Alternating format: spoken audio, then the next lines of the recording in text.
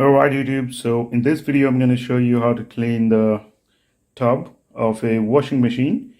It's very easy. You can do that easily. For doing that, you just need to remove this pulsator tray from the bottom of the drum by just removing this screw.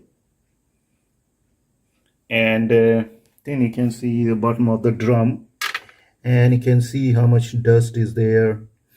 It's just the lint and the detergent residue, so it's all there.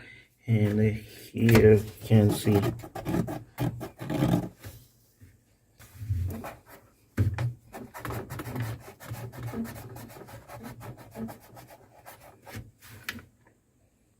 So I'm just going to use a brush and water, and I'm going to clean it. So let's do that.